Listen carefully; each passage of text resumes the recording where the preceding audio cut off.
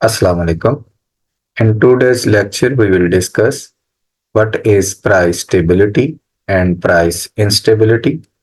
And another topic that we will discuss is buffer stock scheme.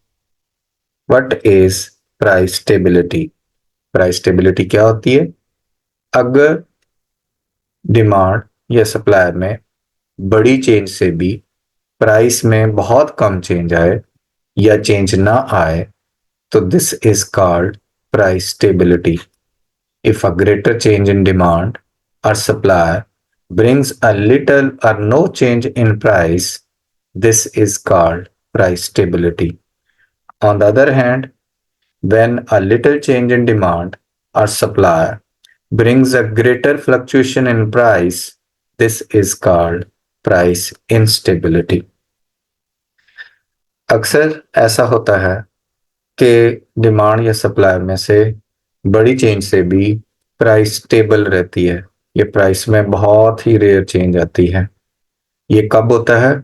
जब demand curve जो है, demand curve elastic हो और supply curve भी इलास्टिक हो। यानी अगर इलास्टिसिटी ऑफ डिमांड और इलास्टिसिटी ऑफ सप्लाई जो है वो ग्रेटर देन 1 हो, रिलेटिवली इलास्टिक ग्राफ हो ये, तो फिर डिमांड में चेंज से या सप्लाई में चेंज से प्राइस में बहुत ही कम चेंज आती है। जैसे कि ये जो ग्राफ गिवन है, इसमें हम देख सकते हैं कि हम डिमांड में बहुत ज़्यादा चेंज आई है, लेकिन उसकी वजह से जो मार्केट प्राइस है उसमें बहुत कम चेंज आई है। तो this phenomena is called price stability. ऐसी सूरत में डिमांड कर्व भी इलास्टिक होता है और सप्लाई कर्व भी इलास्टिक होता है, और फिर जब सप्लाई या डिमांड में चेंज आती है तो प्राइस में चेंज जो है वो कम आती है। इसी तरह से प्राइस इंस्टेबिलिटी क्या होगी? जब डिमांड और सप्लाई कर्व रिलेटिवली इनइलास्टिक होते हैं, जैसे कि इस ग्राफ से जाहिर है कि सप्लाई कर्व भी इनइलास्टिक है रिलेटिवली और डिमांड कर्व भी। और फिर उसके बाद हमने सप्लाई को कम किया है, और सप्लाई कम होने से जो क्वांटिटी में चेंज तो कम है लेकिन प्राइस में चेंज बहुत ज्यादा है। तो when a little change in demand और supply brings a greater fluctuation in price, तो this is called price instability. Question ये है कि ये जो प्राइस स्टेबिलिटी और प्राइस इंस्टेबिलिटी होती है, इसकी रीजंस क्या है? तो आमतौर पर जो प्राइमरी सेक्टर है या एग्रीकल्चर सेक्टर है, इसमें ये फ्लक्चुएशन ज़्यादा रहती है, और मैन्युफैक्चरिंग में ये फ्लक्चुएशन उससे कंपैरिजन में कम होती है। एग्रीकल्चर सेक्टर या प्राइमरी सेक्टर जो है उसमें प्राइस इंस्टेबिलिटी क्यों ज़्यादा होती है? उसकी कुछ रीज़न है, जैसे कि जो क्रॉप्स होती हैं उनकी डिमांड रिलेटिवली इनइलास्टिक होती है। जैसे हमारे यहाँ व्हीट है, राइस है, इनकी डिमांड जो है वो इनइलास्टिक होती है। ज़्यादा प्राइस पर भी लोग इसको खरीदने के लिए विलिंग होते हैं। तो ऐसी सूरत में जो फ्लक्चुएशन है प्राइस में वो ज़्यादा होगी। लोग हर प्राइस पर उसको, महंगी चीज़ को भी खरीदने के लिए तैयार होंगे। जैसा कि हम देख लें, रोटी है तो रोटी 20 रुपए की हो गई तो भी लोग उसको खरीदने के लिए उसकी खरीदारी को छोड़ नहीं सकते। थोड़ा कम कर सकते हैं लेकिन मुकम्मल तौर पर उसको छोड़ा नहीं जा सकता। तो एक रीजन इसकी प्राइस इंस्टेबिलिटी की, इसकी प्रोडक्ट की डिमांड इनइलास्टिक होना है।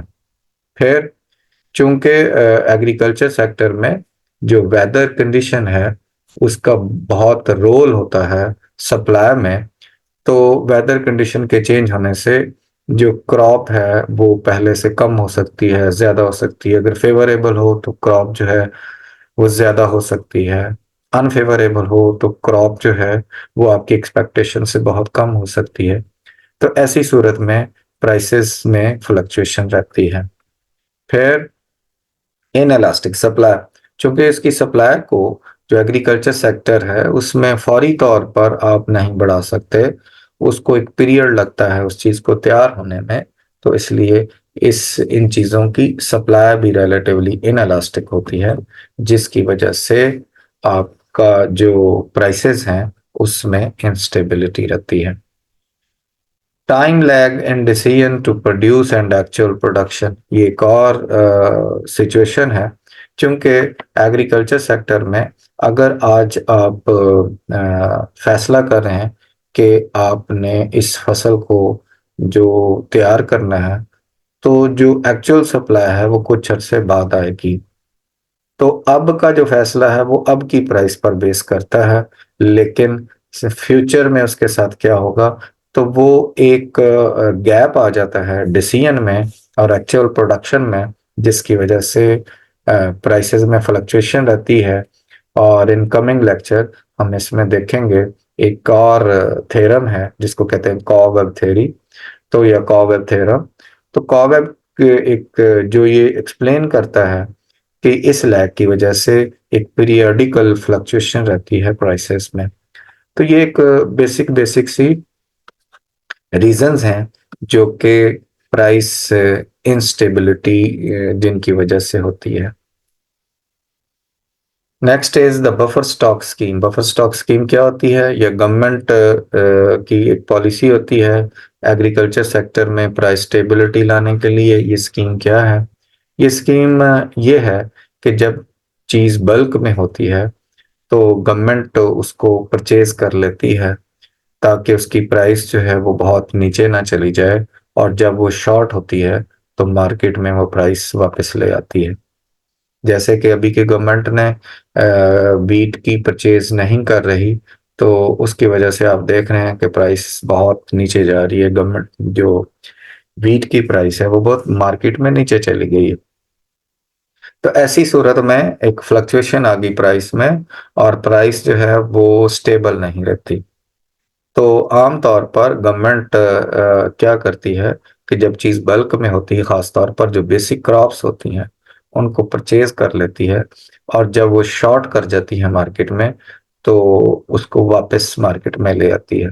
इस स्कीम को कहते हैं बफर स्टॉक स्कीम। ये कैसे होती है, क्यों होती है, इसको हम एक ग्राफ से भी देख लेते हैं। इस ग्राफ में क्या शो हो रहा है? ये एक, चलो मैं इसके पैरेलल आपको बता दूं कि ये पहला ग्राफ क्या है। पहला ग्राफ ये है कि ये इक्विलिब्रियम है, ये सप्लाई है, ये डिमांड है, ये इक्विलिब्रियम प्राइस है। ये इक्विलिब्रियम प्राइस, ये क्वांटिटी है, और ये इक्विलिब्रियम क्वांटिटी है। अब गवर्नमेंट एक मिनिमम प्राइस उसकी देती है, जैसे हमारी बेसिक क्रॉप्स की, वीट की, राइस की, गवर्नमेंट एक मिनिमम प्राइस देती है। गवर्नमेंट ने एक प्राइस दी, ये मिनिमम प्राइस दी, ये प्राइस मिनिमम दी। अब इस मिनिमम प्राइस पे आप देख रहे हैं कि there is a gap between quantity supplied and quantity demanded, यानी सरप्लस क्रिएट हो गया। अगर गवर्नमेंट ये चाहती, आमतौर पे क्या होता है जब मार्केट फोर्सेस काम कर रही होती हैं तो मार्केट में अगर सरप्लस हो तो प्राइस नीचे आ जाएगी। तो गवर्नमेंट इस प्राइस को मेंटेन रखना चाहती है। इसको मेंटेन रखने के लिए उसके पास जो तरीका है कि वो जो अजाफी गुड्स हैं उसको खुद खरीद ले। तो इसी चीज का नाम बफर स्टॉक है। कभी कभी ऐसा भी होता है कि जैसे हमारे यहाँ इस दफा वीट की क्रॉप जो है वो एक्सपेक्टेशन से भी ज्यादा हो गई, तो सप्लाई और बढ़ गई।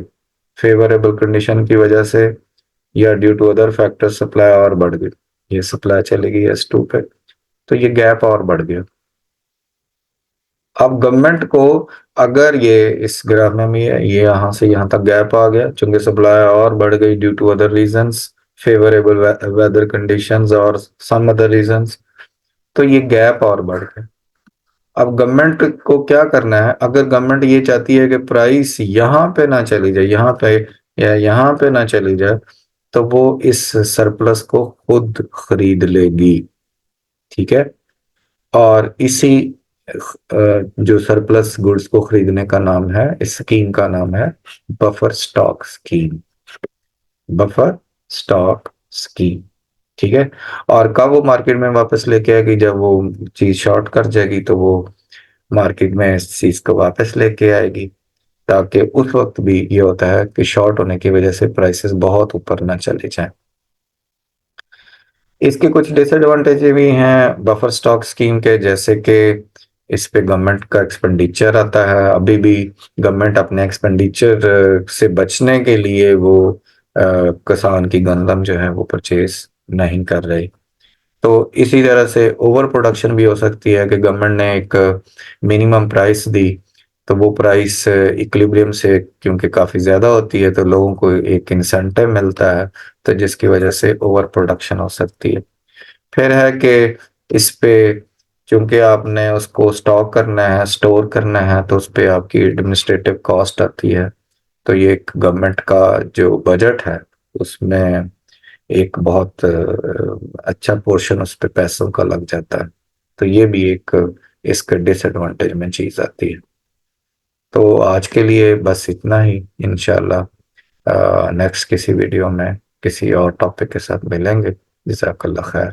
अल्लाह हाफिज।